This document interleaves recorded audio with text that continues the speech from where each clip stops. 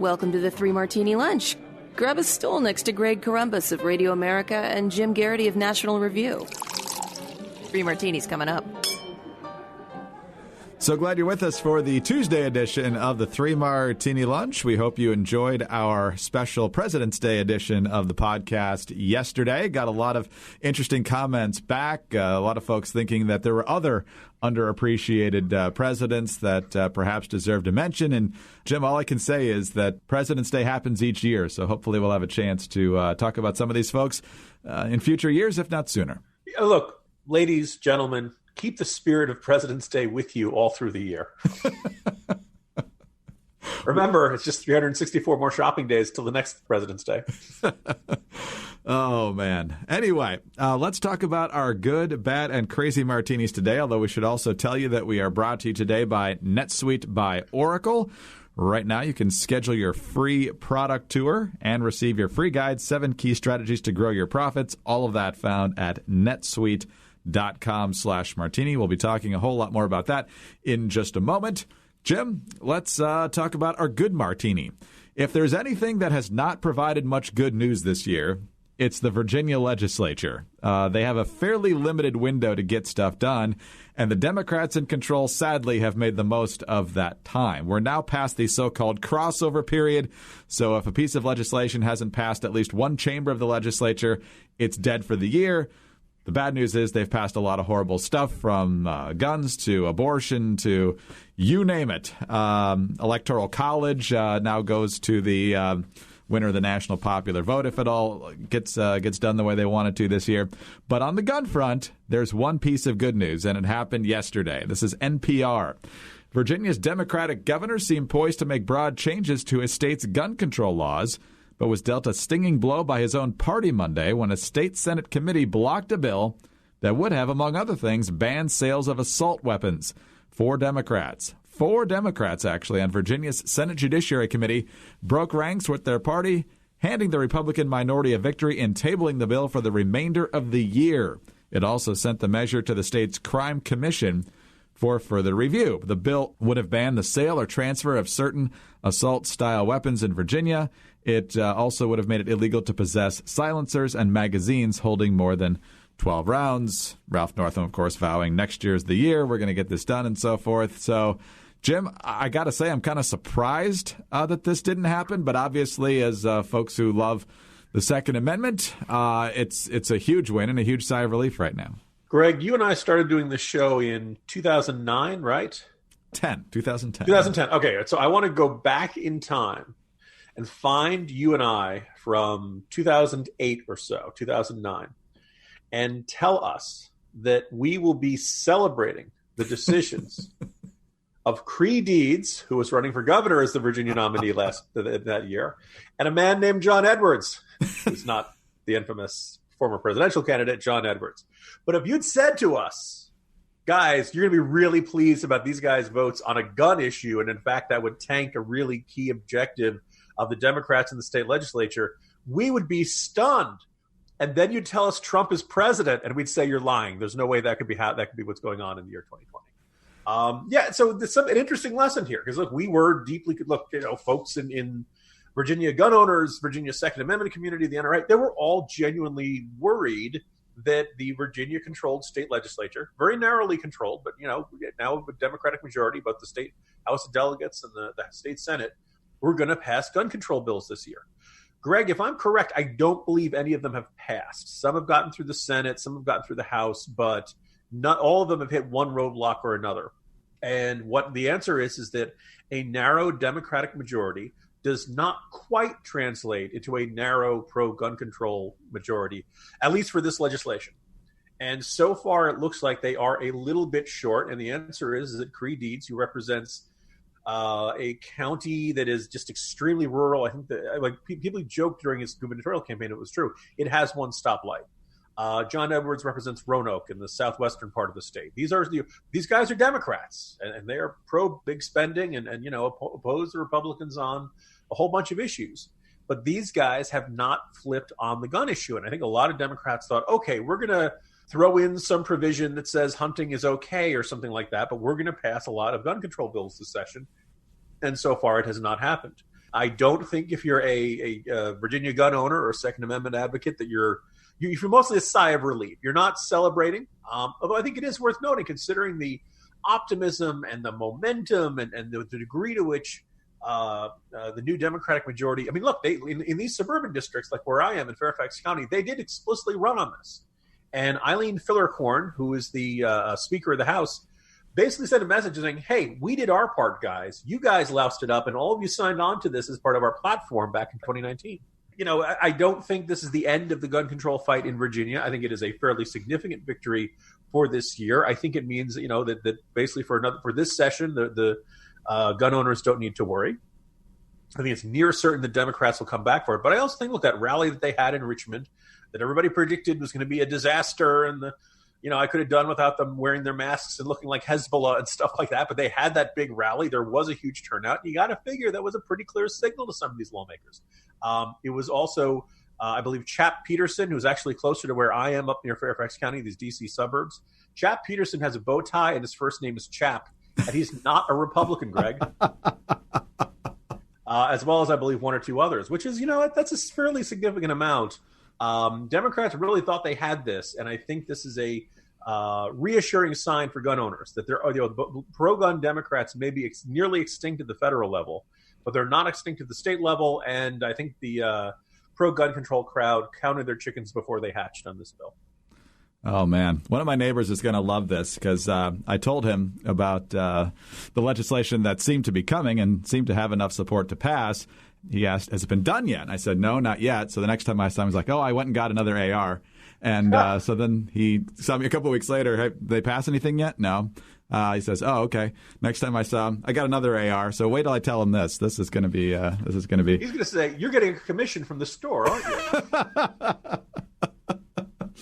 So, but they have passed. I mean, it's not law yet, but it's passed at least one chamber. You got red flag laws and universal background checks. So there are going to perhaps be certain gun control provisions that get through. But this is a big bullet dodged, at least for the moment. Pun intended, I guess. All right. But let's talk about our great sponsor today. That would be NetSuite by Oracle. What do companies like Ring, Hint, and Tecovas all have in common? They all use NetSuite to accelerate their growth because successful companies know that in order to grow faster, you must have the right tools. So whether you're doing $1 million, 10 million, or hundreds of millions in revenue, NetSuite by Oracle gives you the tools that you need to accelerate your growth. With NetSuite, you get a full picture of your business: finance, inventory, HR, customers, and more. It's everything you need to grow, all in one place, right from your phone or computer. NetSuite will give you the visibility and control that you need to make the right decisions and grow with confidence. That's why NetSuite customers grow faster than the S&P 500. NetSuite is the world's #1 cloud business system, trusted by more than 19,000 companies. It is the last system you'll ever need. NetSuite. Business grows here. Schedule your free product tour right now, and when you do, you'll receive your free guide, 7 Key Strategies to Grow Your Profits. You can get all that at netsuite.com/martini. That's NetSuite, netsuite.com/martini. netsuite.com/martini.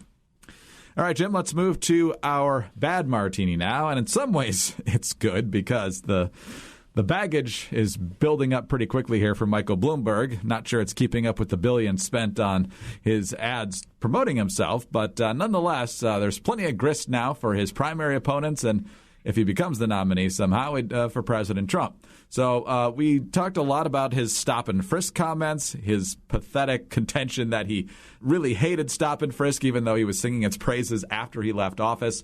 But nonetheless, stop and frisk not the only issue that Michael Bloomberg either is or will soon be playing defense on.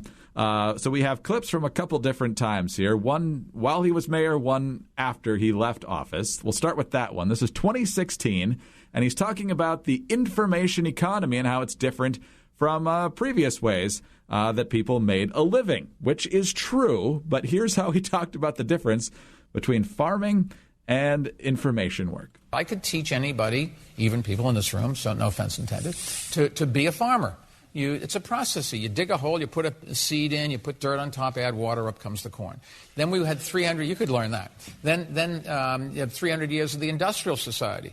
You put the piece of metal on the lathe, you turn the crank in the direction of the arrow, and you can have a job. And we created a lot of jobs. 98% of the world worked in agriculture. Today, it's 2% in the United States. Now comes the information economy. And the information economy is fundamentally different because it's built around replacing people with technology, and the skill sets that you have to learn are how to think and analyze. And that is a whole degree level different. You have to have a different skill set. You have to have a lot more gray matter. No, only a few different insults in there, Jim. Basically saying farmers aren't smart enough to do this, or this is more complicated and you have to be smarter than you would to be a farmer. We could talk about that in just a moment, but he's not done. Now, back in 2011, he's talking about why healthcare costs are exploding, and the biggest reason is we waste all this money on old people who get sick. All of these costs keep going up. Nobody wants to pay any more money. And at the rate we're going, healthcare is going to bankrupt us. So not only do we have a problem, it's going to bankrupt us. And we've got to sit here and say which things we're going to do and which things we're not. Nobody wants to do that. You know, if you show up with prostate cancer and you're 95 years old, we should say, go and enjoy, have a nice meal, lead a long life. There's no cure, and you can't do anything. If you're a young person, we should do something about it. Society's not willing to do that yet.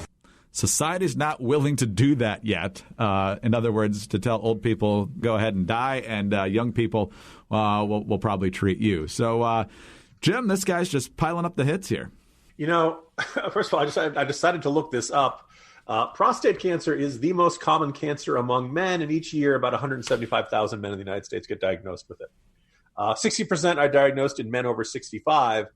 So, I mean, is the cutoff age is just 95, or under the Bloomberg administration, would under Bloomberg care, would that get gradually get ratcheted down? That basically the life, you know what, you cost too much to save. We're just going to let you go. Good luck with that cancer there. I suppose you could make the argument that, look, these are the sorts of decisions that occur when government controls healthcare, and government controls healthcare when government is paying for healthcare. So many of us have been arguing for a long time. You want to get not only as a government far away from the healthcare decision process as possible. You probably want to get this is between the individual and the doctor as much as possible, which is why people need things like medical savings accounts. They need some way to where they can pay for it out of pocket, where they have the resources so that they can go for the treatment courses they need. And they're not going to someone else, whether it's their employer, whether it's their insurance plan, whether it's their the government saying, please, I will die without this. Please decide that I am worth it. I think we can understandably understand that's a deeply dehumanizing position to be in. Regarding the farming thing, I'm going to make one minute caveat. I'm going to, out of respect for my colleague Robert Verbruggen, who points out that, look, the beginning of this thing, he's talking about the agrarian society that lasted 3,000 years before the industrial era. And yes, you could get anybody to go out and be a farmer because that's what societies did. Basically, you went out and you became a farmer because most people worked in farming in agrarian societies. That's what made them agrarian societies. That having been said, Greg, I'd be a lot more sympathetic if Mike Bloomberg had not insisted that Colorado Springs and Pueblo, like the second and fifth biggest cities in Colorado, do not have paved roads. I've been there. I've been to Colorado Springs. I've been to Pueblo. I used to write for the Pueblo Chieftain. I'm fairly certain they had paved roads there, right? So in the broader context of Mike Bloomberg being a smug and insufferable, thinks he knows it all, condescending jerk, you might give him a little bit more benefit of the doubt. Having said that, I don't think he thinks that well of today's modern farmers. And all the other things he has said whenever he loses a referendum on gun issues in rural parts of the country, that condescension and disdain for people who live anywhere really south of the Battery in Manhattan, that comes out real quick in Bloomberg. It's one of the reasons I'm actually kind of looking forward to tomorrow night's debate. Mike Bloomberg hasn't been in a debate since in at least a decade. And when you're a billionaire, when you're the richest man in New York City, you generally get used to people sucking up to you. You don't get used to people asking you tough questions. I'm hoping that the moderators ask about these sorts of comments. I'm hoping that the other Democratic candidates press Bloomberg on these sorts of comments. I think, besides the fact that he's effectively trying to buy the nomination, that one of the themes that I think is most effective against Bloomberg, because everyone's like, Democrats just want somebody who can beat Trump. They don't really care about the issues. They don't care. I went and I checked, Greg. You know how long he's been a Democrat? 15 months. 15 months. Right? He's been here and like, let's make he's just joined. Now, by the way, he left the Republican Party in 2007. I find it I read about this in today's Morning Jolt newsletter. It is extraordinarily fascinating that he's running ads everywhere. Every time I go to work out, yes, I work out. I see his ads up on the televisions, and they're all about him having this close, personal, warm working relationship with Barack Obama. He didn't have a close working relationship. First of all, he endorsed George W. Bush. He did not endorse Obama in 2008. He was critical of Obamacare. Bloomberg and Obama were not buddy-buddy all through the 8 years of Obama's presidency. But his ads really do make it look like they were. And, Greg, I'm finding it fascinating. We haven't heard a peep of objection from from former President Obama, from Michelle, from any of their aides or anything like that. Like, if any of them thought that ad was out of line or was creating a false impression or was it implying an endorsement that was not there, they could shut that down with a phone call. They could either call out the Bloomberg campaign and say, take that ad down, or they could just call up the New York Times and say, this ad really creates a false impression of our relationship.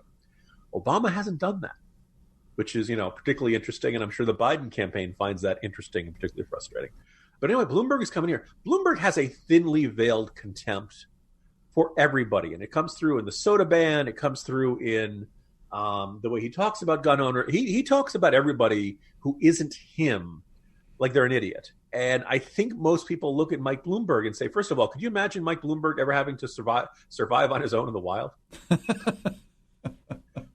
Where's Zabar's? Where's the nearest latte bar or something? I only want a small one. I don't want a large soda. So anyway, Bloomberg is I think Bloomberg actually, it's interesting. President Trump can be a thoroughly obnoxious person.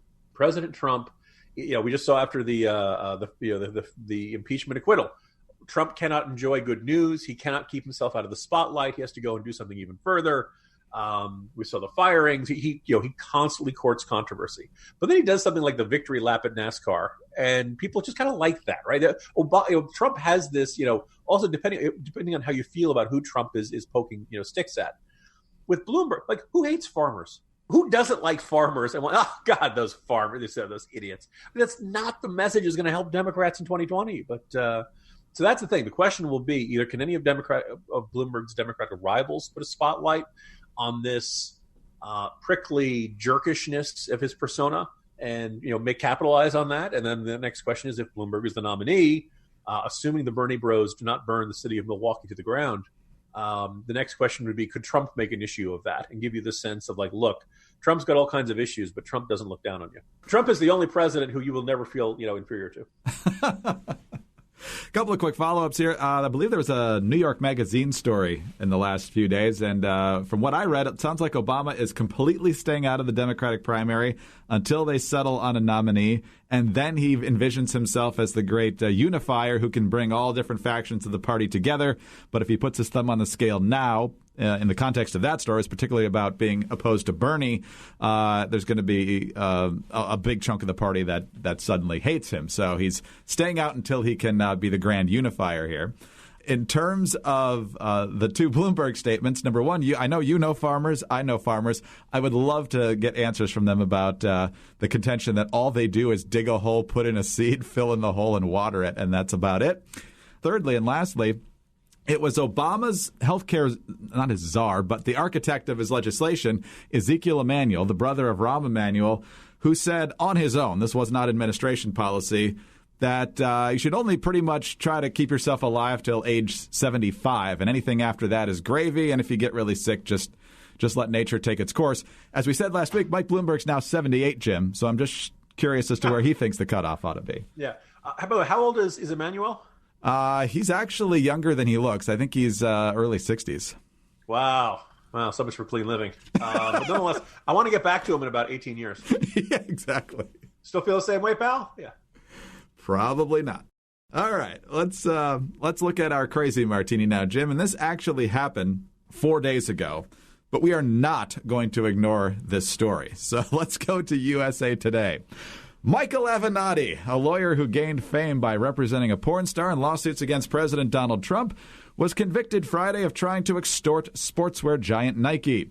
The verdict was returned Friday by a Manhattan federal jury after it deliberated charges of attempted extortion and honest services fraud in what prosecutors called Avenatti's attempt to extort up to $25 million from Nike with threats to otherwise harm the company.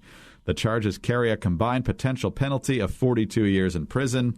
Of course, he's likely to appeal, so he might not actually be going to prison anytime in the immediate future. But, Jim, anytime news like this happens with Michael Avenatti, and we certainly mentioned this when he was charged with these crimes against Nike, as well as other nefarious events over time, including his ridiculous promotion of Julie Swetnick, the most unbelievable of all the Kavanaugh accusers, which is saying something.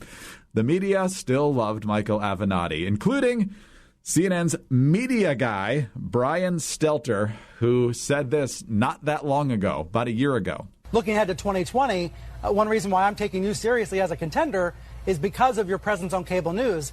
Well, looks like Michael Avenatti will be unavailable to run for president this year. Jim, what do you make of it all?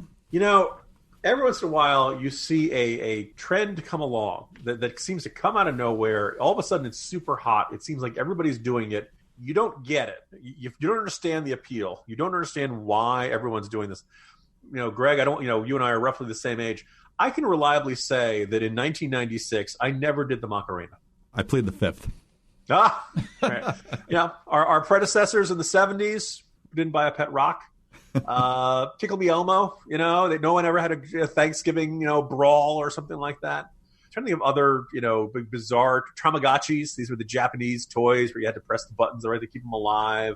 All these things where it's like, oh my goodness, everybody's into this, and you just see it and you're like, oh no, this is a terrible idea. No, I'm not buying that Edsel at all. The Ford Pinto, no, I think those things explode. I'm not doing that. All these these discount vacation plans you're hearing offering to Wuhan in China. I'm not interested. I'm sorry. Michael Avenatti was one of those, right? Where all of it, even by the idea that this guy was was even getting a sniff of presidential coverage. First of all, if he had shown up in a legal drama, let's say one of the ones on TNT that Kamala Harris always seems like she's auditioning for. Avenatti would always play the slimy, insufferable opposition counsel, right? You would not cast him as the hero. He just had this entire vibe of him of being hyper aggressive, like he spent the whole day chugging Red Bulls. My understanding is a bit on the shorter side, so maybe he has a little bit of Napoleon complex. And his entire prominence was over representing Stormy Daniels. This appears to be a rather sordid and unpleasant thing that President Trump did, and the idea of paying the hush money.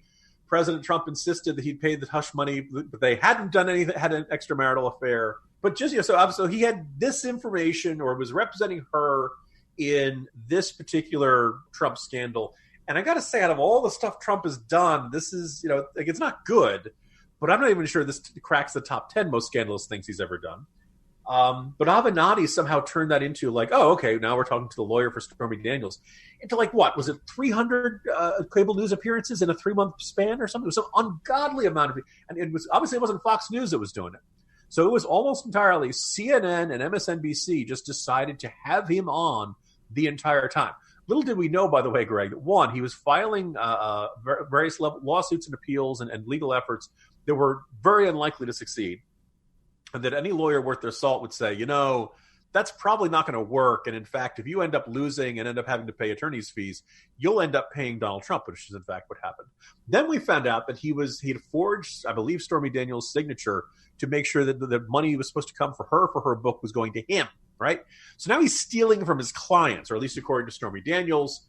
And now we have this third thing about Nike, the idea that basically extortion for there. Everything about this guy was a screaming, flashing neon sign, be careful, right?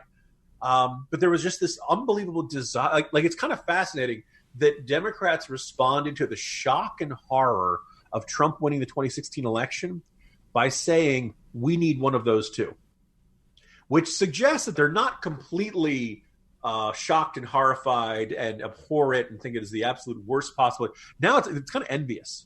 It's like, ooh, wait a minute. Why did we find that guy? Wait, Trump was a Democrat for much of his life. Why couldn't we have gotten him, right?